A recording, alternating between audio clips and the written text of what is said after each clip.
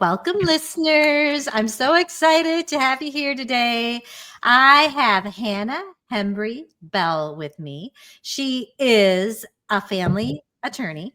She's a mama, I think, of 4 children. Yes, 4. Yeah, I which is feel it. I feel it. she's also the founder of My Confident Divorce. And we're not only going to be talking about divorce here. The reason that Hannah struck a chord with me, and I'm really excited to get to know you better, Hannah, is because she helps women find the courage to rewrite their stories. And I think that's so important for so many of us. We don't need to settle for fine.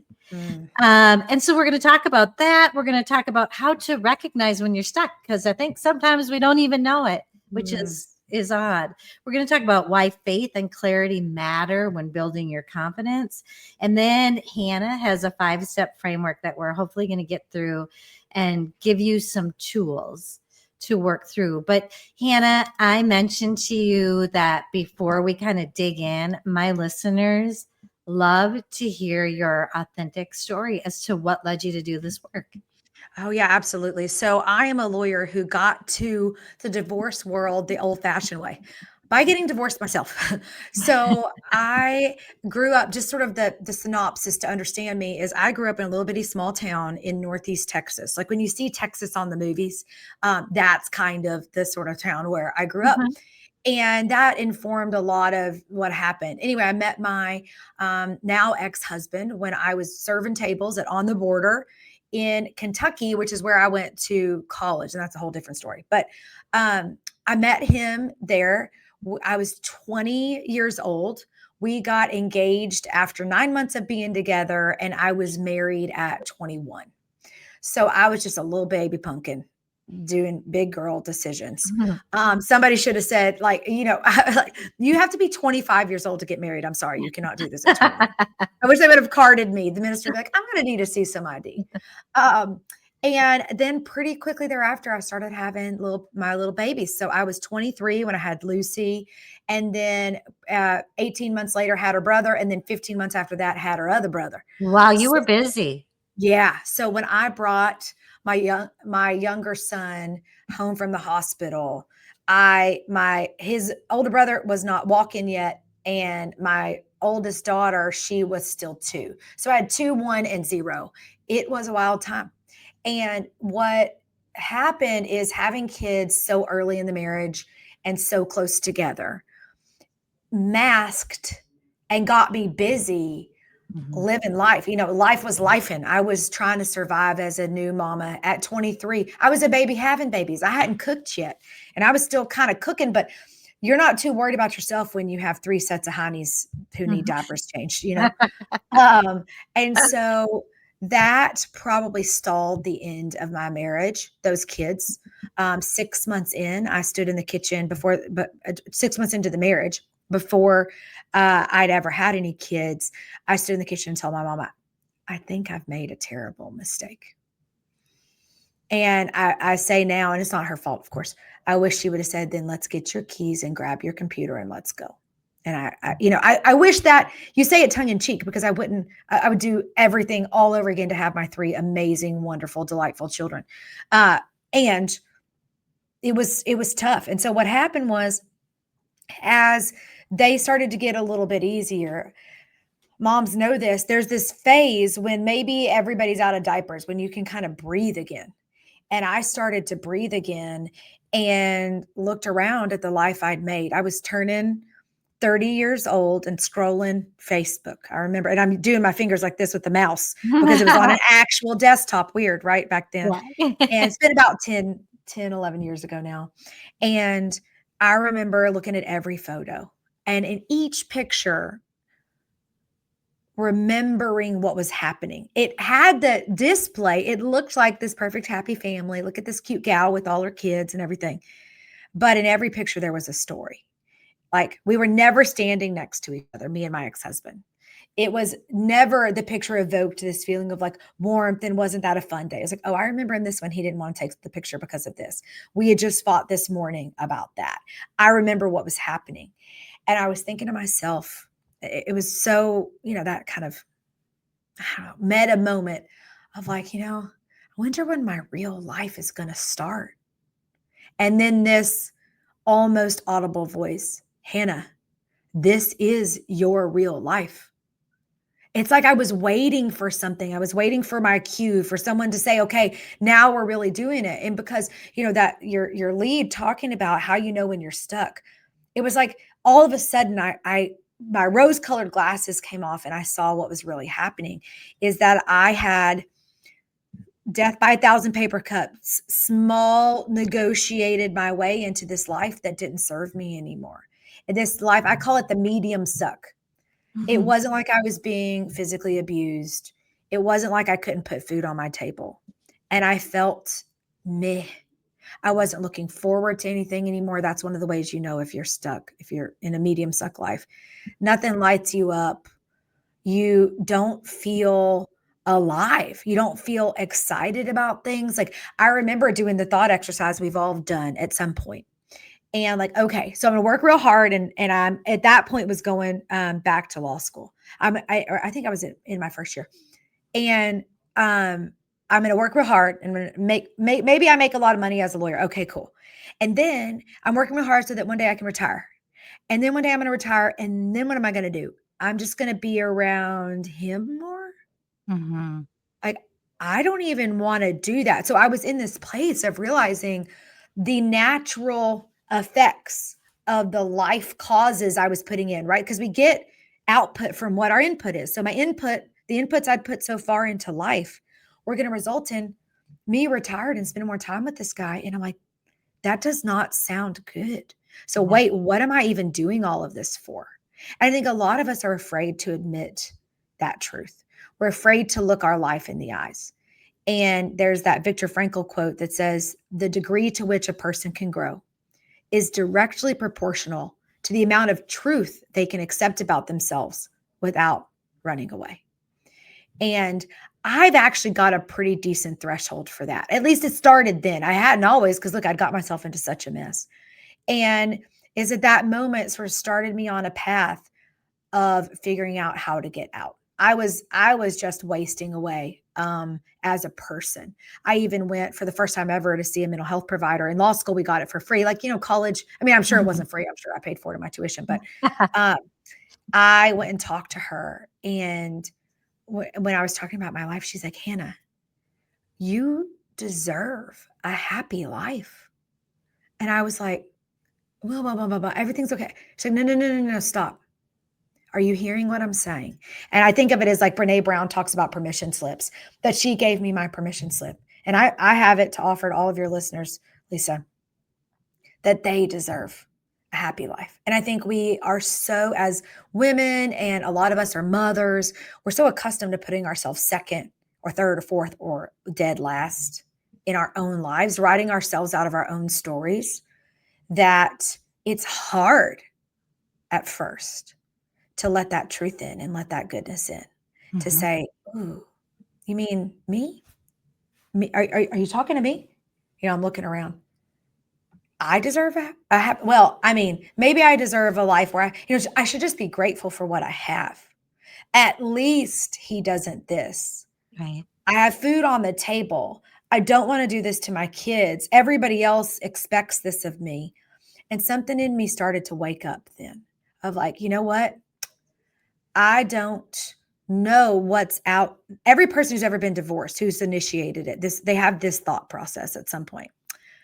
I don't know exactly what's out there, but whatever it is, I'm betting it's going to be better than whatever's going on in here inside of this marriage. And I'm willing to take that bet. I'm going to bet on me.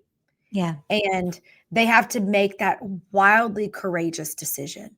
Every person who started a divorce is so incredibly brave, because our subconscious is wired to keep us in what it knows, to keep us small, to keep us in circumstances so far our subconscious and our body and our brain have figured out how to handle. But when you start talking about trading the unknown for some potential good, for what we know is like meh, your subconscious is going to freak out, and you have to have a lot of courage to do that. So I ended up in my second year initiating a divorce. I was completely unprepared. I made an investment of all of my energy into the divorce decision itself, army crawling my way to deciding that I needed to get divorced. And that's all I had.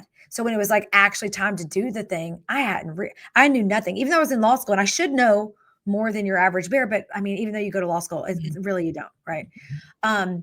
But I went in completely unprepared.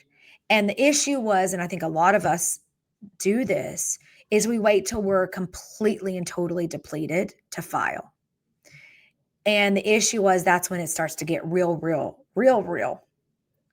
And I ended up backed into a corner. And I don't say that in a way to make myself a victim. I've learned this since.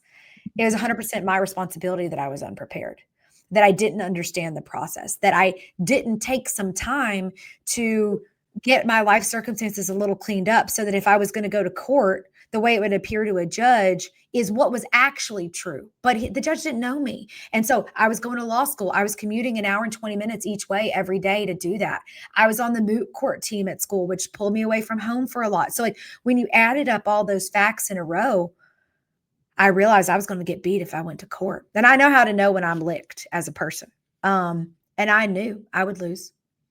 And I ended up making the best deal that I could at the time. And my kids didn't live with me at first, primarily. I had them every other, and I'm using quotes, I was the dad, I had them every other weekend and a month in the summer, that whole situation that we have as the standard in Texas. And I really settled in to my option B life, my plan B life, like the Sheryl Sandberg book. And okay, well, I guess what I'm going to do is be the best version of this that I can. I'm going to show up to everything. I'm going to be fully supportive. I made those decisions at the time because I felt like it was what was best for everybody. My ex-husband was going to fight me to the death, or at least that's what he said. I didn't have money. I didn't come from money. I didn't have money to pay lawyers. Everybody will get on their high horse and tell you, well, I would have, what they would have done. Mm-hmm. Well, they don't take I would have as payment at the divorce office. And they told me it'd be 6 figures to get divorced. I didn't have 5 figures. How was I going to do that? So I ended up living that way for a while, then went back and filed a custody modification or a post-judgment, whatever they call it in every state. And my kids, we had a 7-day jury trial. We do jury trials in Texas, which means the jury decides who gets primary of the children. So I had a 7-day jury trial to have my kids relocate with me primarily in San Antonio. And it was a whole thing, 6 figures in fees. And I was doing a lot of work myself at the time, and the kids relocated with me. And it was after that, I waited a minute, let the dust settle, and was like, I've got to go help women like me, and good dudes too, like me, who need someone like me to go back in. It was hard for me to find a lawyer. And I was one. At that point, I'd graduated and was in a big law firm, had a fancy job in a high-rise building. And I was like, it was too hard. How are other people going to do this? So that's why I went back in, and that's how you find me. Doing this whole thing. I've been doing it ever since, and been on a mission to help people not make the same mistakes that I did and go in completely unprepared and basically lose everything. Wow, Hannah, that was quite a story. And there's so many things that I wanted to jump in, but I wanted to hear it all. There's so many pieces of it. And what I want to add, not all my listeners are going through a divorce. Sure. Or have been. I've been married for 34 years. Oh, yes. But it hasn't been easy, right? Yeah. I mean, we've had our stuff. But I've had my heart. I've had my hard things that I've gone through. I had that wake up moment. You know what I mean? Where I went, this isn't, as you were speaking. So it doesn't have to be a divorce, but yours is a good example. Yeah, mine just happens to be divorce. Right. I say that divorce is an on-ramp to a completely different life. Sometimes it's death. Sometimes it's illness. Sometimes some people don't need a conch upside the head, by God. to get there, you I know? feel fortunate. They're so Yeah, good. fortunate. I'm so glad. Like some people just make really good decisions. I Um, know. I needed a conk upside the head. And me, that's the thing. Divorce, some big life cataclysmic sort of event can be anything: death, illness, sickness, loss of a parent, I mean, everything can be a loss of a job that really wakes you up. Divorce was just mine, it was my on ramp to a new life. Well, and I love, and you, I mean, you figured it out kind of young. I mean, you didn't feel like you were, but the things you were saying too, there's so much gray divorce now. That's what Mm, they're all saying. Like, I don't want to be retired with this guy. What the right. hell am I doing? That's I one got of my kids out of the house. I'm the like, now what? Oh right, God. Yeah. right. I ain't making his supper for 20 more years. No thanks. Exactly. And if you don't even want to like be together. So I feel very fortunate that I like to be with my husband. But Oof. as you were talking to, I was thinking of women. And Hannah, why is it like we just feel like we don't even really think about, do we deserve to be happy? And I mean, I've got to tell you, so I've got, my mama is 81 and I drive her to this OsteoStrong so we have good bone density. Mhm, And we uh-huh. were driving and she was talking, she was, so my dad's still alive. He was going on a hunting trip. He's 84. Oh, So, wow. I know they're darling, but she was kind of upset about some things and kind of saying the same things about not really being happy, right, in her life. And I said, well, Mama, do you want me to coach you? And she's like, well, I'm 81 years old. And I'm like, yeah, it's about time you start Yeah. feeling good.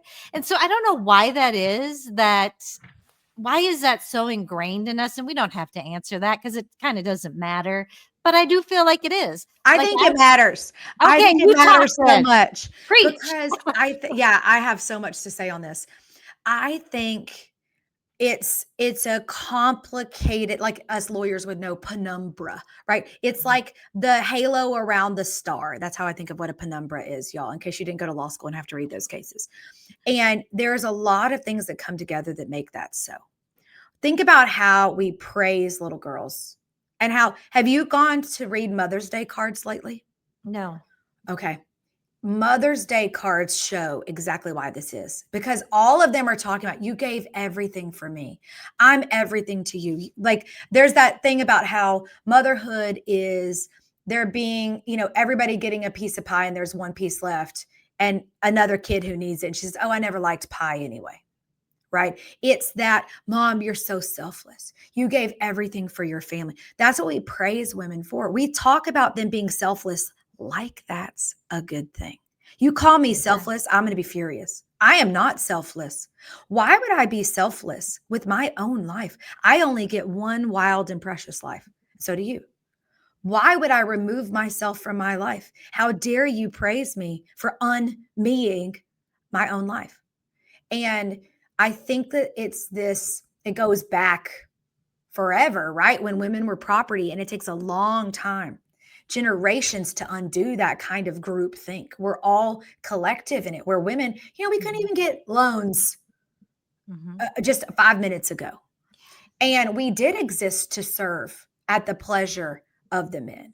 We did exist to make everyone else the highest praise for a woman, right, was to be a mother, birth all these children, raise them so the man could go off and do whatever he was doing. So it's taking us a while to unlearn and to shed that collective memory and that collective values. And here's the thing, women are going to be doing it the worst because we also cling really tightly to what we know. And what we know is martyrdom. What we know is giving up the last piece of pie. And it makes us feel good to be needed and to be wanted. And as long as, and I think of it, it goes really back to our identity. And I don't mean identity in terms of like sexual identity or any of those kinds of things. I'm talking about who you are as a person. And I think that women more than men build their identity derivative, meaning we only identify as we relate to others. So you ask anybody, any woman, Yes. tell me about yourself. Okay, I'm a mom, I'm a board member, I go to this church, I'm this, right? And then the thing is, if you really pull the thread there and look, she's telling you everything about herself as she relates to others. So everything outside of herself defines who she is. Now, if you swipe all of that away and like, wait a minute, that's your derivative identity. What is your independent identity? I just got to chill. Regardless of who's in the room with you, regardless of anybody else in your life, because here's what happens and why divorce takes a lot of women down and why they won't do it is because they've defined themselves completely as a mom and a wife. And divorce pulls that card from your identity house of cards out. And it can make the whole thing crumble if you don't have anything else underneath it. Because once you get divorced, I don't care if you're the primary parent or whatever. I wasn't, so it was worse, more acute for me. I needed the lesson a bit more sharply, I guess. You pull that card out. You're not a mom the same. You're not a wife anymore. And so if that's all you had, you ain't got nothing left. And that's why it's such a story of rebirth. It's because when you're at the bottom and you're rock bottom and you have nothing left, this is me. Because I realized when that was gone, I was like, who am I otherwise? I was 23 years old when I got married. I didn't spend my 20s figuring myself out, finding myself, learning what I cared about, right? And so I think that the core issue is women don't know who they really are. So they don't even know what would actually make them happy. Because what the world tells them and movies tell them, and they would say the Bible tells them, and all of this, and definitely like listen to politics and what's happening right now, like what they would say, women, exist to serve at the pleasure of the men. I mean, really. And I love men. I'm not a man hater, even a little bit. It's not all men are this way, but the rhetoric is much more like this. And our friends, like you just watch a woman who is on fire, who is feeling herself. She feels like satisfied emotionally, sexually, intellectually, and she is woo, woo, woo. What are women going to say? Who does she think she is? Yeah. Must be nice. And like, oh, why do they have to flaunt their money like that? Why does she have all that plastic stuff? All of this. And women are going to tear them down too. And the thing is, if you're not rooted in your own independent identity, when they do that, it's enough to get you back in line with the herd, get back in line with what society requires. So to really step forward into this living life differently, into that courage involves, first of all, getting really clear on who are you apart from everybody else. Because guess what? I know this from living it.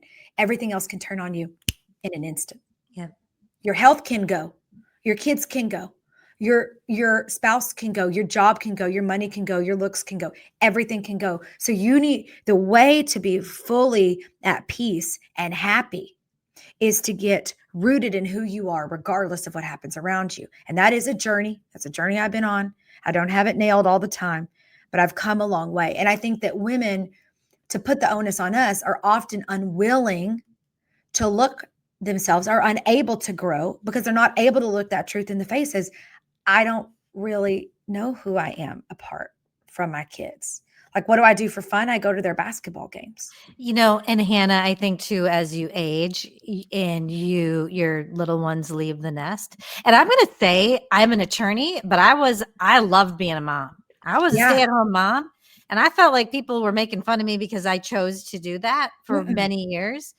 And so I want to say that too, like, we're not here to judge. We're here to support. And I've got like my daughter-in-law, my daughter's a medical doctor. She is not staying home with her baby. No way, no how. And I'm not judging her for that because she has to do what's right for her. Well, staying home for you, see, you loved it. I did. Yes. I want every woman, my call to them would be like, it would have been a betrayal of yourself to go work 50 hours a week and not be, whatever it is, you were clear that this gave you satisfaction and pleasure and this is what you wanted.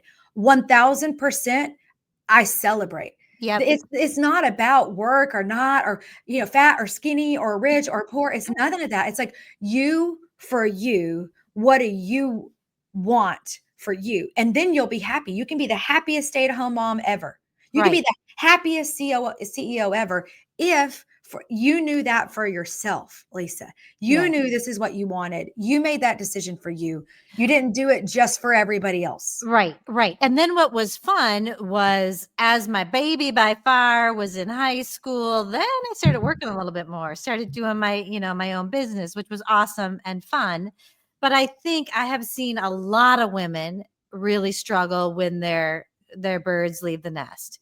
And Yeah. which of course you want them to, right? Of I mean, you course. do, and it's sad Yes. when they go. And then that's another time where you kind of reinvent. But I've got to pull out and ask you, I mean, I feel like there's going to be women out there going, because I know I was this woman. How did how do you figure out who you are and what you like and like what's fun for you? How do you figure that out?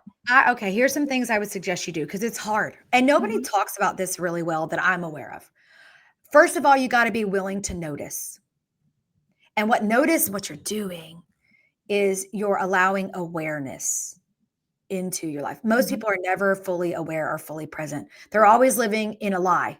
Later or yesterday, both are a lie. You only ever experience life in the now. That's all we actually ever have. That's it. All Mhm. of your life will be experienced in the now.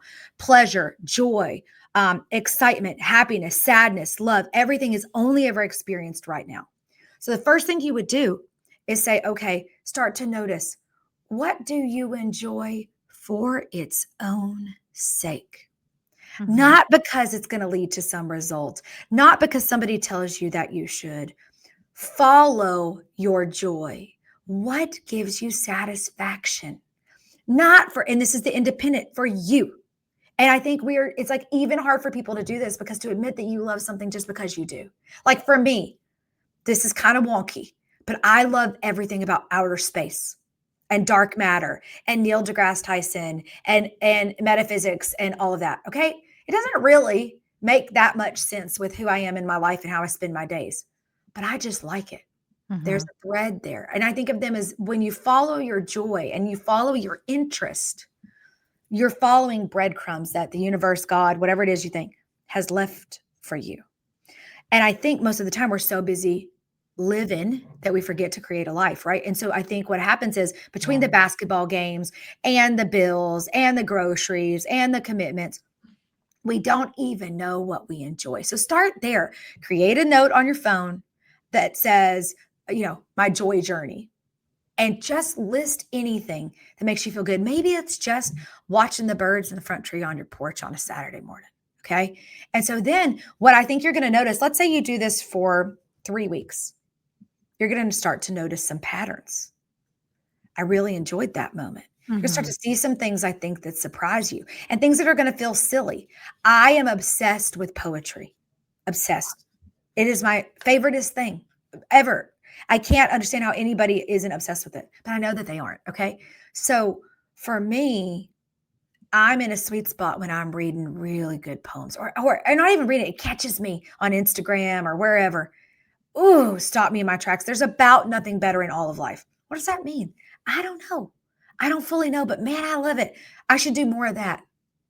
I should write Mhm. more of that, follow it. And then what you're going to find is maybe you really love like flamingos, okay? For whatever reason, there's something in that for you. And the fact that you love it is enough. It doesn't Okay. have to be anything extra. So finding that and then once you've got your list, see what patterns are there and then literally do more of all of that.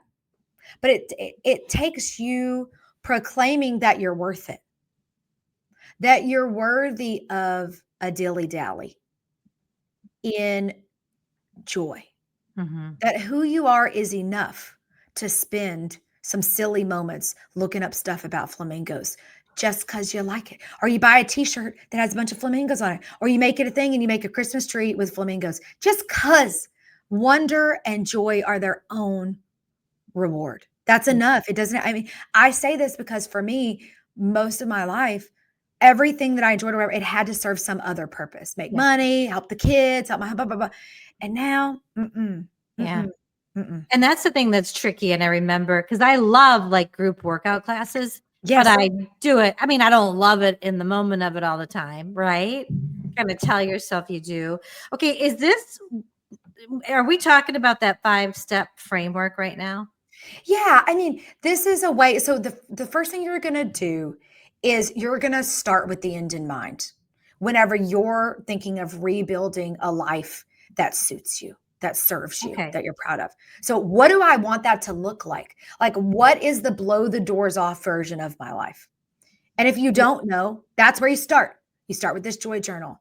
And then you start with meditations, curating your environment, make a vision board, get someone you trust, be it a friend, if coaching is in your bailiwick or your resources, do that, who can help you dream bigger.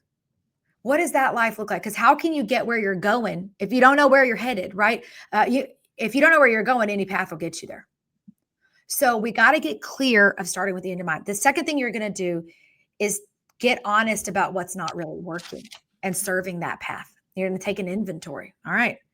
If the blow the doors off version of my life means I have total control over my time, for instance, but you're a nurse working at a hospital who's got to clock in and clock out 12, 12, 12, how's that going to work? Right. And just getting real about, okay, is that working? Does that serve what you really want?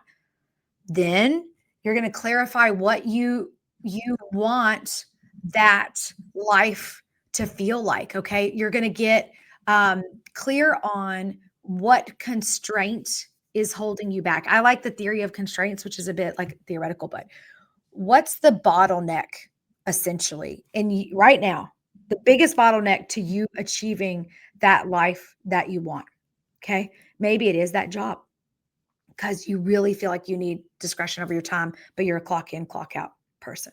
Okay. That's the bottleneck. And then what happens is you go one bottleneck, then you make a plan and you start taking action. And then that bottleneck is solved. And then you go to the next bottleneck over and over and over again. We keep iterating. Life is a contact sport. Like we're never going to be done solving this. So you're going to get to where you figure out what the bottleneck is, develop a plan of action. Like, okay, what do I need to do right now? It's not going to happen overnight. You're going to go quit your job. Nobody listening to this is a big old dummy and just be like, okay, immediately I'm going to quit my job today. I'm probably not. But okay, if that doesn't serve you, what's the plan to get there over 3 years? What can you do? And what's the next right thing that you can do to get there? What's one more step that you can take today in pursuit of that goal? Maybe it's going back and getting your nurse practitioner license. So then you could open up your own clinic and oversee nurses who work under you or something, right? Like, and maybe that just means, let me order my transcripts from the college and see what's looking. Maybe I can look into a nurse practitioner program today. But the thing is, we delay our dreams and we don't. It's like, wouldn't it be nice if, wouldn't it be nice if to 81 years old, riding around with your daughter thinking, man, I didn't do what I wanted. That's not happening to me. That is not happening to me. And the thing is, it doesn't have to happen to anybody listening. No. And also it's never too late. Right. I'm creeping up on 60 here and it's just never too late. It's that, Oliver Wilde quote, right? Like, I hope that if you ever find yourself in a life not what you imagine, you have the courage to start over. Yes. Very bad paraphrase, but it's like that. I think what a celebration for your 81-year-old mom. I know. Say, I want more. Yes, you do. And you deserve it. Let's go. Yes. I would tell her the same thing. What's stopping you? What's your biggest constraint? What do you want that to look like? What's your biggest constraint? Let's make a plan. What's one action you can take to head in the direction of the life that you deserve? Mm-hmm. I love it. Okay. So those 5 steps, let's just quickly, I just want to start with, is it to proclaim that you're worth it? I think is the first step. Is that right? Yeah. I mean, I think that when you're starting with the end in mind, there's underneath all of this, you have to get clear. And maybe that's really like step 1A or something, is that you deserve a happy life. So let's just kind of let's work these together. Number 1, you're going to proclaim and get used to, affirm and get used to saying that I deserve a happy, fulfilled life. Number 1. Number 2, you're going to get clear and start with the end in mind. What would that look like for me? And you may stay there for a second, figuring that out. And then the number 3 thing that you're going to do is take inventory about what's not working, right? Yeah. Where's your gap? How far are you from that life? Get honest about that. So I would actually do an inventory of everything standing in the way. Then the next thing you're going to do is get clear on what's the constraint bottlenecking your life right now. What's the biggest thing bottlenecking? And for some people, it's their marriage. For some people, it's their health. For some, right? And then what is that constraint? And then the last thing you're going to do is take the next right step in pursuit of the life that you deserve. Mm-hmm. I love that. We've gone over, Hannah, and I have loved everything that you've talked about, and it's so in line with my thinking. And it's kind of like every day I want to sit down and look at my calendar and intentionally think, let's just take what's one thing that I can do today to move me towards that goal. And I think your second step about the future self, that can be real fun to dream big, right? Yeah. And really dream about who you want to be and look at what do you have to feel like to be that person. Start feeling that, right? Like Mhm. start living in I that. know. I'm thinking of that quote that is like Nelson Mandela, I think, who says like, and I didn't understand this when I was younger, but I understand now about how we're not afraid that we're going to fail. We're afraid that we're powerful beyond measure, right? Like there's Yeah. something in us that fears greatness. And I think women, we are so unwilling and scared of admitting desire. And when you say, this is the big old life that I want, I'm telling you now, you're going to get triggered. Me too. Because to admit desire, we don't go around praising women who are hungry, who want. What does that Yeah. feel like when I say that to you? I bet it feels like two things. There's a judgment piece, and then there's a part of your inner gal. She knows, I want, I desire. And it's Yeah. not the last piece of pie. Thank you very much. I think I'll go first. I And think I'll have the first piece of pie. and it's so interesting too because I think and I'm a strong Christian woman. Sure. And I think a lot of times that it can be hard for strong Christian women to because of that whole selfish versus selfless issue. Man, and that's just such a boondoggle, Lisa. I grew up in church. I aligned with the principles of Jesus and the whole thing. And it's such a racket that there's this value of selflessness. You can be grateful, you can help serve, all of those things, but it doesn't mean you have to be selfless. Why would we ever teach anybody to be selfless? Well, and another thing that kind of shifted me was hearing you are a daughter of the king. Woo, when I heard that I was like, wow, that's amazing. I am worthy. And That's then like as I princess. Uh-huh. yeah, as I study you study the life of Jesus and see like how he lived and what he did and he took care of himself. You know what I mean? Like he He went went away and out to prayed. pray. He went out, Yes. right? Yep, Yes. he did. If you really read all of his words only, what he said, no part of it is like toil. I just think it's like this false choice that you have to be like a Christian person or and give up everything to everyone else or this like on fire woman who gets what she wants. I don't Well, think you have to choose. and I do believe like to serve others, it's in you. That's in Yes. you. You're Yes. serving women, you know what I mean? That's Mhm. what's in you. And so if you're aligned and with God and surrendered, that is what he wants you to do. That is your calling. That is your work. And it Yes. was so crazy because I remember I'd be at church and they'd be like, "What do you do?" I'm a divorce attorney. Like you never really want to say it. Yeah, yeah, yeah. But and now I don't care. Now you're like, "I'm a divorce attorney." Well, and I'm I kind of a recovering one now, Hannah. I okay. don't do much of it. I Mediation, just do right? Yeah. a little bit of it. But Yeah. anyhow, I just have loved having you here. Thank And you. you're just such a bright, bright gal. So Oh, thank that's fun to listen. I'm sitting here, I'm like, she's smart. I love that. You're talking about physics and oh man, we could go off on that tangent sometime next one, too. the next time we'll do that. Yeah, that sounds good. But thank you, Hannah, so much for being here and for going a little bit over. I'm sorry about that. I told Oh, you I I'm didn't have to say happy, it. absolutely happy to. This is my life's work is helping women. And I'll have to have you on my podcast. We're launching next Ah, week. I'm I'd not saving it love for to. later. You'll have to Okay. come over and we'll I would we'll love to. visit. All right, honey. That sounds great. Thank you so much. Thank you. Thanks, You take Lisa. care. Okay, bye bye.